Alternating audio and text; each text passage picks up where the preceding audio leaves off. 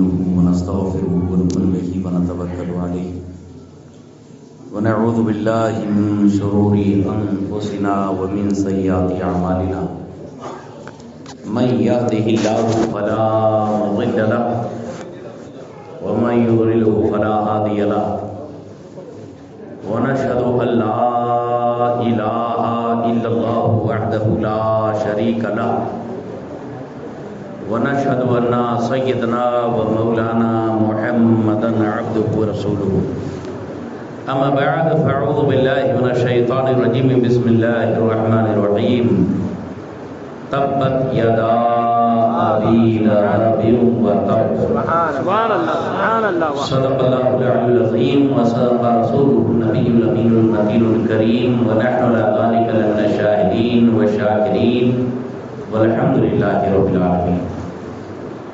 مل جل کر درود پاک پڑھے اللہم صلی علی سیدنا مولانا محمد وعلی آل سیدنا مولانا محمد وبارک وسلم صلاۃ و سلام علیک یا رسول اللہ وعلی آلک و اصحابک یا شفیعنا عند اللہ یوم الجزاء صلی اللہ تعالی علیہ وسلم. غوث اعظم بنی بی سر سامہ مددی قبلہ دین مددی کعبہ ایمہ مددی بگرداب بلا افتادہ کشتی ضعیفانو شکستارا کو کشتی بحق خواجہ عثمان ہارون مدد کنیا معین الدین چشتی مدد کنیا معین الدین چشتی مدد کنیا معین الدین چشتی سرورا شاہا کریمہ دستگیرہ اشرفا حرمت روح پیغمبر یک نظر کن سوئی ماں اے اشرف زمانہ زمانی مدد ماں درہائے بسترہ ذکر دے کرم خوشا. حاضرین گرامی محترم، بڑی خوشی اور مسرت کی بات ہے کہ مرکز اہل سنت بریلی شریف سے ناصر بھلے ہی دور ہو لیکن اعلیٰ حضرت نے اپنے کلیجے کا ٹکڑا ہمیں عطا فرما دیا. آج ہماری محفل میں نوازِ اعلیٰ حضرت اولاد سیدنا صدیق اکبر حضرت اقدس حماد میاں قبلہ مقدس العلی بنفس نفیس موجود ہے. علماء کرام کا ایک زبردست قافلہ موجود ہے. ان کی موجودگی میں ان کی دعاؤں کے سہارے کچھ دیر آپ کے سامنے عرض و معروض کرنے کے لیے حاضر ہوا ہوں. آج کی یہ محفل سجائی ہے دیوانگان مصطفیٰ نے، عاشقان رسول نے یہ محفل سجائی ہے اور نام بھی بڑا چن کر دیا ہے تحفظ ناموس رسالت کانفرنس. عزت رسول کی حفاظت کے لیے اور عزت رسول کی حفاظت کے پہلو پر گویا یہاں روشنی ڈالی جائے گی کہ سرکار کی ناموس پر پہرا کیسے دیا جائے. ممتاز قادری نے تو دے دیا، اب آپ یہ قادری فقیر کیسے دیں گے؟ ایسا ہی کچھ معاملہ یہاں پر پیش کیا جائے گا. بہت چن کے نام رکھا ہے اور اسی مناسبت سے میں نے آیت مبارکہ کی تلاوت کا شرف حاصل کیا ہے. چلیے شروع کرتے ہیں. اپنی تقریر نہیں، حضور کی تقریر سے بات شروع کرتے ہیں.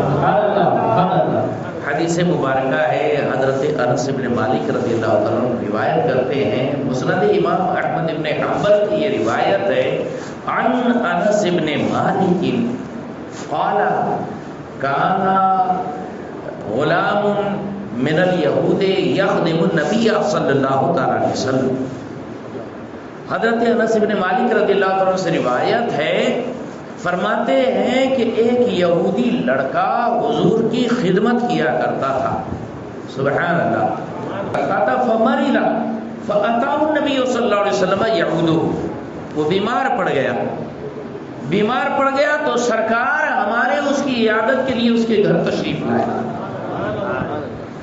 اور آقا حضور پاک صلی اللہ علیہ وسلم نے جب اس یہودی لڑکے کو دیکھا تو فرماتے ہیں فدعاہ الی الاسلام.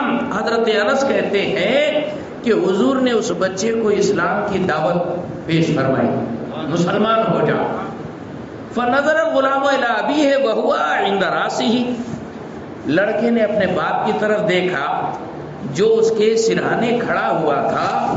فقال ابوہ، تو اس لڑکے کے باپ نے کہا اطیع ابا القاسم، ابو القاسم صلی اللہ علیہ وسلم مصطفیٰ جان عالم کی تم اطاعت کرو، کہنا مان لو. فاسلم الغلام ثم مات، تو وہ بچہ مسلمان ہو کر مر گیا. حضور پاک صلی اللہ علیہ وسلم وہاں سے نکلے. فخرج النبی صلی اللہ علیہ وسلم یقول الحمدللہ الذی انقذہ بی من النار، تمام تعریف اللہ کے لیے جس نے اس کو میرے ذریعے جہنم سے نکالا اور آزاد کیا. یہ پیاری سی حدیث مدرسے میں بھی پڑھائی جاتی ہے، لیکن کچھ حیرت نہیں ہوتی کہ ایک یہودی بچہ حضور کی بارگاہ میں کیسے آتا تھا. یہ حیرت نہیں ہوتی کہ سرکار اس یہودی کے گھر کیسے ڈائریکٹ پہنچ گئے، کس نے بتایا کہ وہ بیمار ہے، کیا ہوا. اس کی ڈیٹیل چھاننے کے لیے جب تلاش کی گئی تو مجمع الزوائد اس کتاب میں اس روایت کی پوری تشریح موجود ہے. ہوا یہ کہ ایک یہودی لڑکا تھا، غلام جو قریب البلوغ ہوتا ہے، بالکل بالغ ہونے سے قریب، یعنی 14-15 سال کا بچہ. یہاں کے بچے تو بالکل چھوٹے موٹے کیسے کیسے رہتے ہیں، لیکن عرب کے ہوتے ہیں، ہاں، ہٹے کٹے اونچے پورے. وہ 13-14 سال کا جوان نوجوان نو انف والے شباب کی عالم میں وہ بچہ جو ہے بکریاں چرانے جاتا تھا اور مدینہ منورہ کے باہر یہ رہتا تھا اور وہیں جنگل بیابان کے اندر بکریاں چراتا تھا. ایک مرتبہ ہوا یہ کہ جب وہ اپنے گھر واپس بکریوں کو لا رہا تھا، بکریوں نے ایک سمت دوڑ لگا دی. وہ جو دوڑ رہی ہے، اب یہ بکریاں سنبھالنے والا بچہ ان کو ہانکنے سنبھالنے کے لیے ان کے پیچھے جان لے کر بھاگ رہا ہے. ابے ادھر چل، ابے ادھر چل، لیکن بکری تو بکری. ایسا لگتا تھا کہ کوئی غیبی طاقت ان بکریوں کو ایک سمت میں لے جا رہی ہے.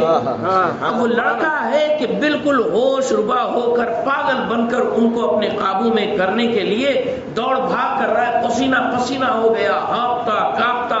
آخر وہ بکریوں کا ریوڑ مدینہ منورہ میں گھس گیا. مدینہ منورہ میں گھسا تو کیا دیکھا اس بچے نے کہ سامنے کوئی پیاری صورت والا آ رہا. اللہ اکبر. جو پیارے مصطفیٰ جان عالم صلی اللہ علیہ وسلم کی صورت کو اس جوان نے دیکھا تو دیکھتا ہی رہ گیا. ارے یہ کون ہے، یہ کیسے پیارے ہیں، چہرہ شکل صورت تو دیکھو.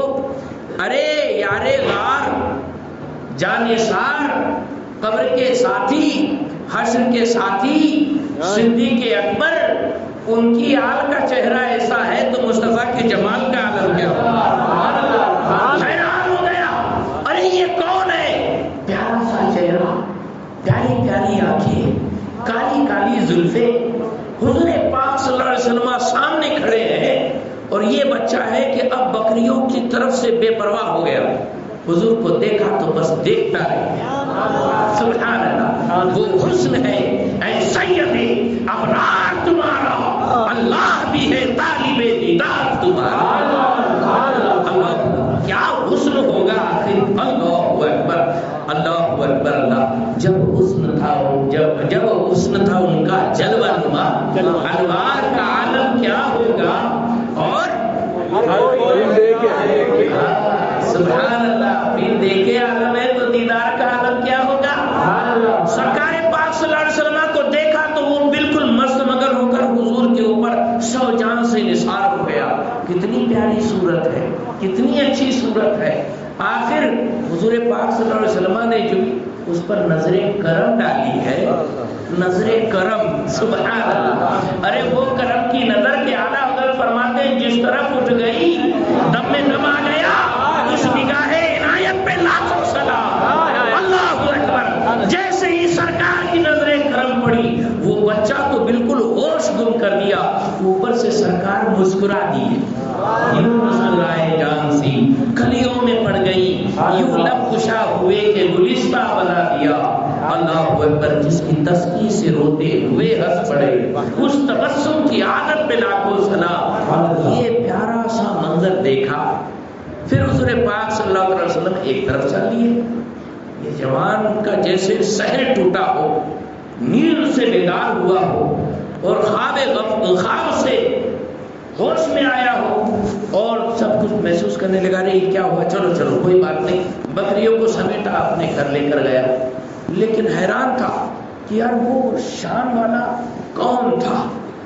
گھر جا کر اس نے ماں باپ سے کہا، میں نے آج ایسا پیارا چہرہ دیکھا، ایسی زلفیں پاک دیکھا، ایسی پیاری پیاری آنکھیں دیکھا، ایسا انداز دیکھا، بس دیکھتا ہی رہ گیا۔ مسکرائے تو میں 100 جان سے نثار ہو گیا۔ کیا پیاری شکل تھی۔ ماں باپ یہودی تھے اور بڑے خبیث قسم کے تھے۔ انہوں نے کہا یقیناً تم نے محمد کو دیکھا ہے ماں صلی اللہ علیہ وسلم۔ ارے وہ تو جادوگر ہے، ان کو نہیں دیکھنا چاہیے تھا، وہ تو ایسے ہے، وہ تو ویسے ہے، وہ تو ویسے ہے۔ کیا نہیں انہوں نے بکا ہوگا۔ آخر یہ نوجوان بچہ پریشان ہو گیا کہ ایسا کیسے ہو سکتا ہے۔ ایک دن گزرا، دوسرے دن، اب بکریاں چرا رہا ہے تو بکریاں سیدھے اس کے گھر جا رہی تھی، لیکن اسی نے ڈنڈا مار کر مدینے کی طرف کر دیا۔ چل مدینہ، المدینہ، چل مدینہ، آج نہیں تو کل مدینہ جائیں گے، آج نہیں تو کل صحیح، آقا ہمیں بلائیں گے، آج نہیں تو کل صحیح۔ وہ بکریوں کو مدینے کی طرف رک کر دیا تو بکریوں نے بھی سمجھ لیا کہ اب تو قسمت عروج پر ہے، کل تو زیارت کرنے کے لیے ہماری طبیعت بے چین تھی، آج تو باس کہتا ہے کہ چلا ہے۔ اب جو دوڑنا شروع کیا ہے، پھر کل کا منظر ہو گیا، آگے آگے بکری، پیچھے پیچھے یہ آدمی۔ پہلے تو یہ پہلے دن بڑا گھبرایا، ان کو کنٹرول کرنا چاہتا تھا، اب کوئی کنٹرول کرنے کی ضرورت نہیں، اب تو جیسے ریسنگ لگی ہے، تو پہلے بھاگے گی یا میں پہلے جاؤں گا۔ آخر دوڑتے بھاگتے بھاگتے مدینہ منورہ کی سرحدوں میں داخل ہوئے۔ اتفاق یہ بلکہ کرم یہ سرکار کا، بالکل کل ہی کی پوزیشن میں، کل ہی کی جگہ پر حضور جلوہ افروز ہے، دیکھ رہے ہیں۔ اور یہ بھی جو دیکھا تو دیکھتے رہ گیا، ٹک ٹک کی باندھے ہوئے، اللہ اکبر، بالکل پلک جھپکائے بغیر حضور کو دیکھے جا رہا ہے، دیکھے جا رہا ہے۔ سرکار نے بھی نظر کرم فرمائی، مسکرا دیے۔ مسکرانے کے بعد حضور چل دیے۔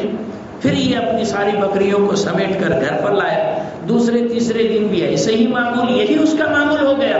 روز شام کو حضور کی زیارت کرتا، سرکار کی ایک مسکان لیتا اور واپس آتا، حضور کے تصور میں گم ہو جاتا، یہاں تک کہ محبت ہو گئی۔ اور جب محبت ہوتی ہے نا، دل سے اور زبان پر اس کا ذکر آ ہی جاتا ہے۔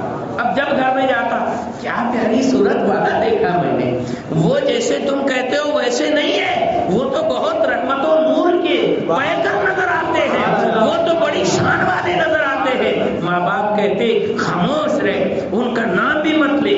اللہ اکبر، یہاں تک کہ باپ نے غصے میں آ کر کہہ دیا کل سے تو بکری نہیں چرائے گا، گھر ہی میں رہے گا، گھر سے باہر نہیں نکلے گا، ان کے پاس نہیں جائے گا، ساری پابندیاں لگ گئی۔ ارے صاحب، ایک عاشق صادق، عاشق رسول پر پابندیاں لگ جائے، لیکن عشق بڑا جرأت مند ہوتا۔ کہنے لگا ارے تم میرے آقا صلی اللہ علیہ وسلم کے بارے میں جو بول رہے ہو غلط بول رہے ہو، جو کرنا ہے کر لو، میں تو سرکار کا دیوانہ۔ گھر کے اندر ہی جنگ شروع، اللہ اکبر۔ آخر چاروں طرف سے رکاوٹیں رکھ دی گئی، لیکن جب سرکار کی زیارت سے یہ محرومی ہوئی، ایک دو دن برداشت کیا، تیسرے دن بیمار پڑ گیا، چوتھے دن زیادہ بخار چڑھا، پانچویں دن شدید بخار ہو گیا، چھٹے دن بہت بیمار ہو گیا۔ اب بستر پکڑ لیا، لگتا تھا اب جائے گی روح، تب جائے گی۔ اس کا باپ جو یہودی تھا توریت لے کر بیٹھ گیا، اب اس کو پڑھ رہے جیسے ہم لوگ یاسین شریف سناتے ہیں نا۔ ہاں، ہائے افسوس، کتنے افسوس کی بات ہے، مرنے والے کو آپ یاسین شریف سناتے ہیں۔ ارے قرآن پاک تو نسخہ شفا ہے، پہلے ہی پڑھے ہوتے تو یہ بیچارہ مرنے کی نوبت تک نہیں پہنچتا، تندرست ہو گیا ہوتا. لیکن یہ مسلمانوں کی مت ماری گئی ہے، نسخہ شفا کو بھی مرنے کے لیے استعمال کر رہے ہیں کہ پڑھیں گے تو آسانی سے روح نکل جائے گی، اور جس مقصد سے پڑھتے ہو وہ مقصد پورا ہو جاتا ہے نا. تو ہونا یہ چاہیے. قرآن شریف کو ایسے بالکل سیلف میں سجا کے رکھنے کی ضرورت نہیں ہے. کہاں رکھتے؟ پہلے ٹی وی کے اوپر باقاعدہ سیل، اس کے اوپر قرآن شریف جزدان کے اندر لپیٹا ہوا، اور کبھی جا کر نکالو تو اس کے اوپر دھول جمی ہوئی. کب کھولیں گے یہ؟ بولے جب کوئی مرے گا نا اس کے بعد کھولیں گے. 40 دن میں قرآن پاک ختم کرنا رہتا ہے، پھر مسجد کی پیٹیاں جاتی ہے، قرآن پڑھنا چالو ہو جاتا ہے. کتنا واہ واہ واہ، کتنا دیندار گھرانہ ہے. کیا حال دیندار گھرانہ ہے.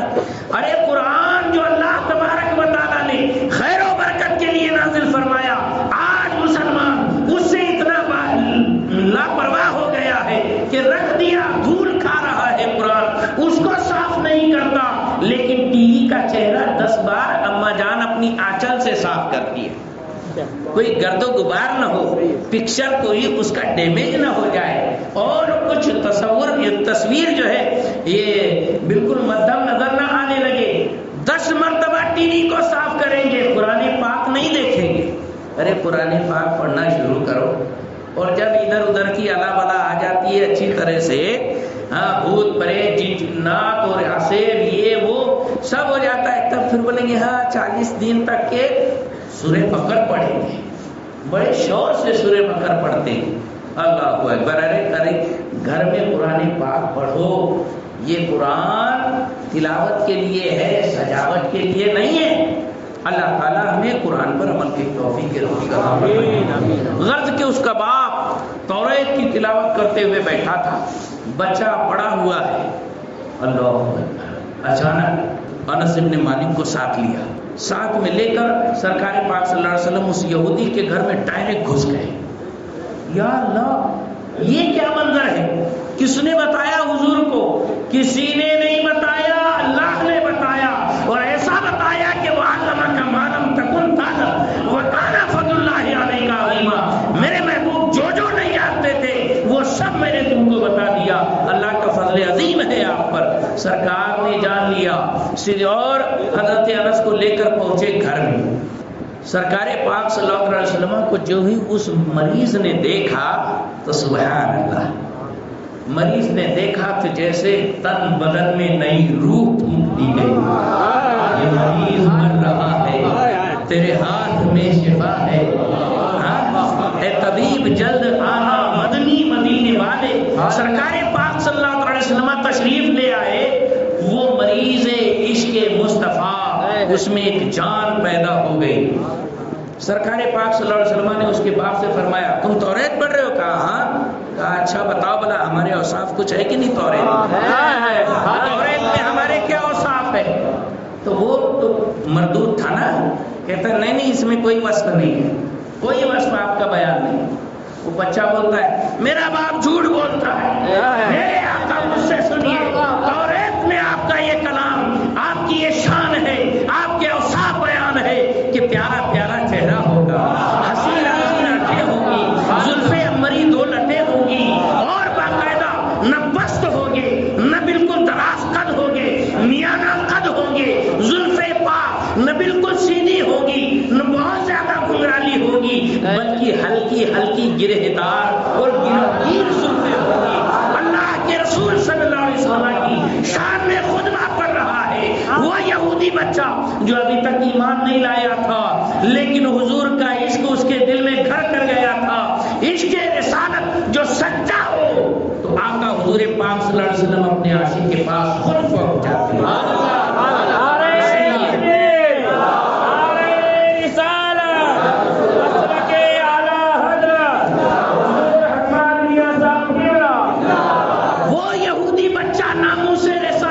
حفاظت کر رہا ہے.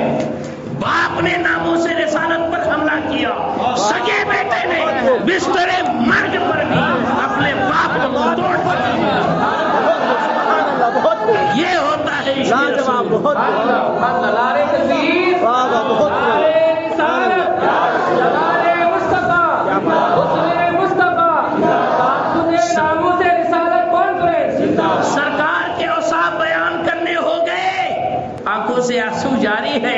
اے اللہ کے رسول آپ آئے تھی تو میں آپ کی تعظیم میں کھڑا نہیں ہو سک رہا. سرکار جسم کی سکت ختم ہو رہی ہے.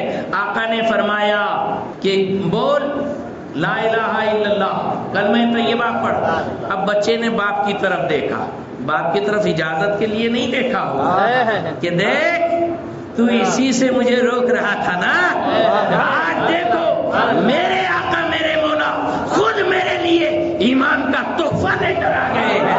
باپ کی طرف دیکھا لیکن باپ پر بھی اب حضور کا اثر ہو رہا تھا اور حسن مصطفیٰ کی تاثیر پیدا ہو رہی تھی. آخر اس نے کہا اطیع ابا القاسم, ابو القاسم کی اطاعت کرو, کہنا مانو. بچے نے فوراً کلمہ پڑھا لا الہ الا اللہ محمد رسول اللہ صلی اللہ علیہ وسلم. کلمہ پڑھتے ہی روح پھول جیسے نکل گئی. سبحان اللہ. گویا کلمہ پڑھ کر حضور کے قدموں میں اپنی جان کو نذرانہ پیش کر دیا. سبحان اللہ. ماہ من گر نیم شب بے نقاب آیت برو سجدہ کہ باشد رہا چو آفتاب آیت برو. اللہ اکبر اللہ اکبر.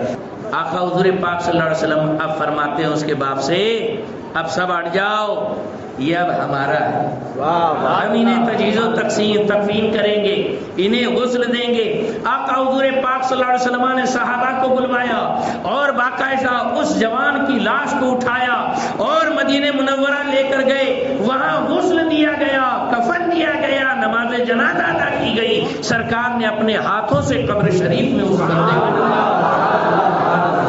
پتا چلا ناموس رسالت کی جو حفاظت کرتے ہیں مصطفیٰ اس پر ایسے کرم فرماتے ہیں. اور اتنی بات نہیں کہ صاحب ناموس رسالت کی حفاظت کے لیے کوئی ہٹا کٹا کڑیل جوان ہو تو ہی حفاظت کرے, نہ میدان بدر میں تم نے نہیں دیکھا عبد الرحمن ابن عوف کھڑے ہیں, اچانک بازو سے ایک بچہ بمشکل 11-12 سال کا ایسے دامن کھینچتا ہے, یا امی چچا جان ادھر آؤ ادھر آؤ ادھر آؤ.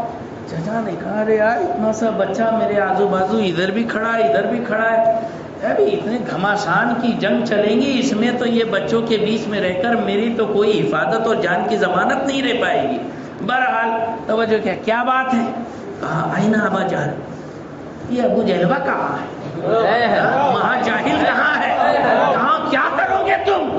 ارے کہا قسم کھائی ہے مر جائیں گے یا ماریں گے ناری کو, سنا ہے گالیاں دیتا ہے وہ محبوب باری. کہا اچھا ابو جہل دیکھنا چاہتے ہو.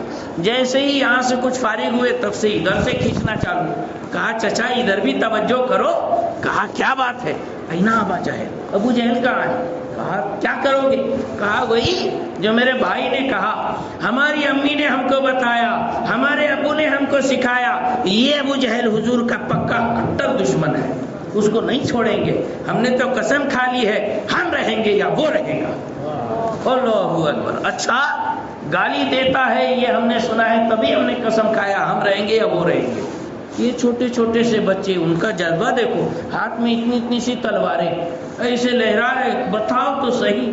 کہا وہ دیکھو بیچ میں کفار کے جھمیلے کے اندر جو سب سے اوپر کھڑا ہوا دکھ رہا ہے نا وہی ہے مجھے.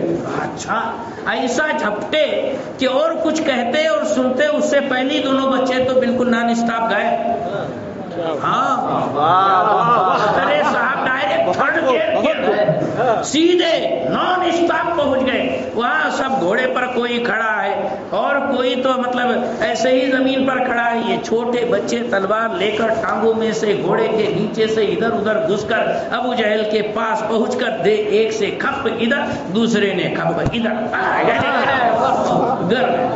اور تڑپنے لگا مچلنے لگا. رہی ہے کیا ہوا. دیکھا کہ یہ دو چھوٹے بچوں نے, عاشقان رسول نے, ننھے شہزادوں نے, چھوٹے مدنی منوں نے ایسا قیمہ بنایا ہے اس خبیث کا کہ جس نے یہ ارے وقت کے فرعون اعظم سے بھی بڑا فرعون تھا ابو جہل. ہاں لیکن اس کو ان دو شیروں نے, شیر کے دو بچوں نے ملیا میٹ کر دیا. ایک کا نام تھا معاذ ابن افرا اور دوسرے کا نام تھا معوذ ابن افرا رضی اللہ تعالیٰ عنہ. ہاں تو یہ دو ایسے شیر نر, پتا چلا کہ کوئی ناموس رسالت پر حملہ کرے اور گالی دے تو اس کو جینے کا حق نہیں. گستاخ نبی کی ایک سزا سر تن سے جدا، سر تن سے جدا، یہی گستاخ رسول کی سزا ہونی چاہیے. لیکن تعجب اور حیرت کی بات اور افسوس کی بات یہ ہے کہ آج ہماری صفوں کے اندر یہی خمسہ کھڑے ہو جاتے ہیں، ہماری صفیں کٹ جاتی ہے، جماعت کٹ جاتی ہے، اس کے بعد والے لوگ جماعت کا ثواب نہیں پا پاتے. لیکن اس کے باوجود کوئی غیرت مند ان کو ہکالنا چاہے، یہاں سے دھتکار کر نکالنا چاہے تو یہیں سے اپنے کچھ درد مند پیٹ میں مروڑ لے کر کھڑے ہوتے. ارے نہیں بولنا، اللہ کے گھر سے کائے کو بھگا؟ اللہ کے گھر سے رسول اللہ نے بھگایا. لہذا دوستو، ایسے لوگوں سے کوئی نرمی برتاؤ کرنے کی کوئی ضرورت نہیں. جو نبی کا نہیں وہ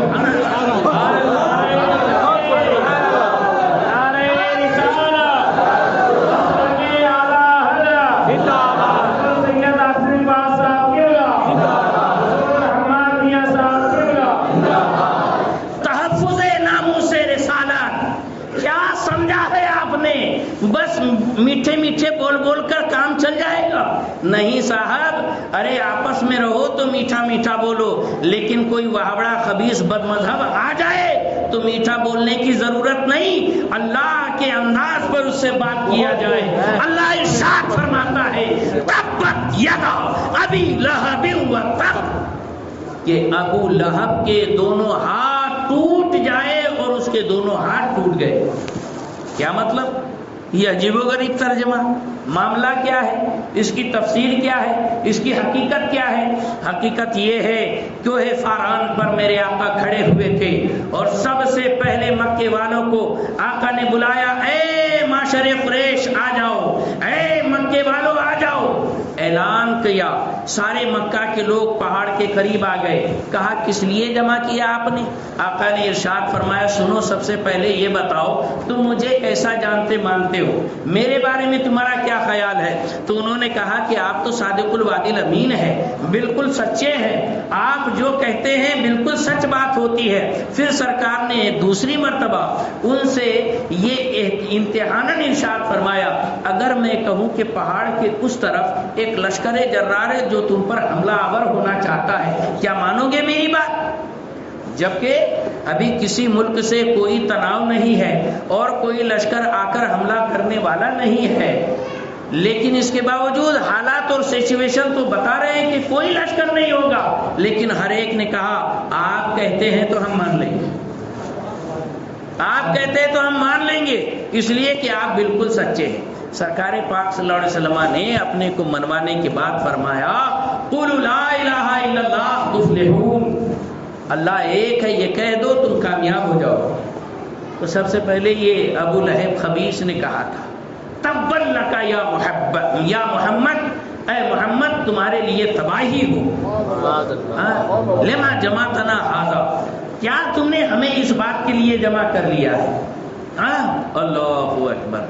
ارے سرکار نے ایک ہاتھ بلند کر کے انگلی اٹھا کر کہا تھا قولوا لا الہ الا اللہ، تو اس نے کہا آپ کا ہاتھ ٹوٹ جائے، ہلاک ہو جائے یہ ہاتھ. یہ کہا تھا ابو لہب نے، ایک ہاتھ کی شان میں توہین کی ابو لہب نے. اللہ نے فرمایا تبت یدا ابی لہب، ابو لہب کے ایک نہیں دونوں ہاتھ تباہ، دونوں ہاتھ ٹوٹ کر رہ گئے.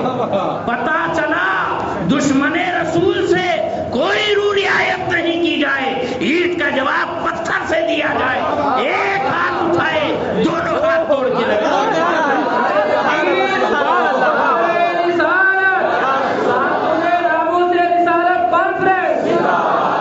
یہ ہے ناموس رسالت کی حفاظت. وہ ارحم الراحمین ہے، ہزار ماؤں سے بڑھ کر بندوں سے پیار کرتا ہے، لیکن محبوب کی بات آئے تو یہ سکھاتا ہے ایک ہاتھ پر کوئی بری بات کہے اس کے دونوں ہاتھ چھاڑ کے رکھ دو، ہمارے دونوں ٹانگ چھاڑ کے رکھ دو. دوستان گرامی، یہ ہے غیرت ایمانی، یہ ہے اصل چاہت اور یہ ہے اصل قرآن کا ڈیمانڈ، یہ ہے اللہ کا تقاضا بندوں سے.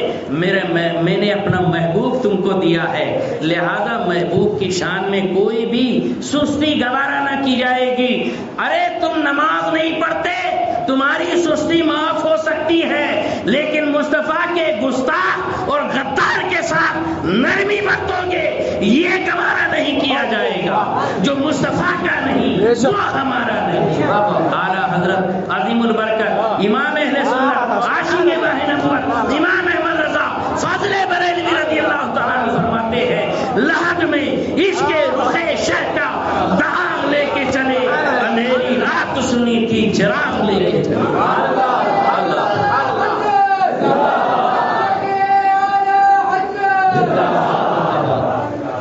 دوستو، ناموس رسالت کانفرنس آپ حضرات نے منعقد کی ہے۔ اللہ تبارک و تعالیٰ آپ کے حوصلوں کو اوج ثریا کی بلندی عطا فرمائے۔ اللہ تعالیٰ آپ کے کلیجے میں اور آپ کے سینے میں سنی جگرا عطا فرمائے، جوش و جذبہ عطا فرمائے کہ حیدری بازو کی طاقت آپ کے بازوؤں میں سرار کر جائے اور آپ کے بچے شیر کے بچے کہلائے۔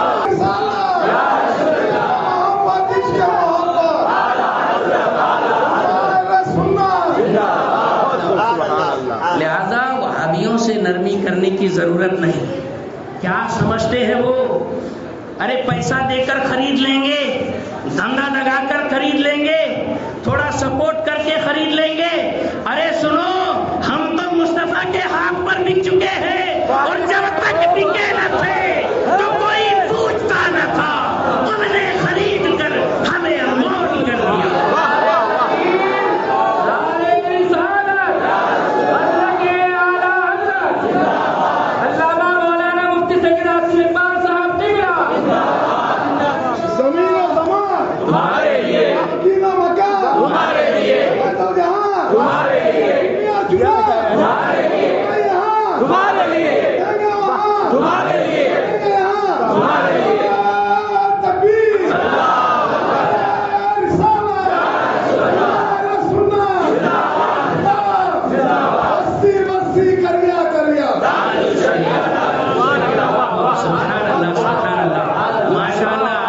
بڑھاپے کے اندر وہ جوانی کا تبرات ہے۔ ارے صاحب یہ نہیں بول رہے تھے، فیض مفتی حسن بول رہا، جن کی غلامی کا پٹا انہوں نے گلے میں ڈالا ہے۔ اعلیٰ حضرت کے شہزادے کی وہ روحانیت اور نورانیت بول رہی تھی۔ اللہ تبارک و تعالیٰ ان بزرگوں کا سایہ سروں پر قائم رکھے اور ہمارے جوانوں کے اندر وہ جوش معاذ و معوض عطا فرمائے کہ آج کل کے ابو لہب اور ابو جہل کو فی النار کر کے دکھا دے۔ الہ العالمین ہماری ایمان و عقائد کی حفاظت فرمائے۔ السلام علیکم۔ سبحان اللہ، سبحان اللہ، زندہ باد، زندہ باد۔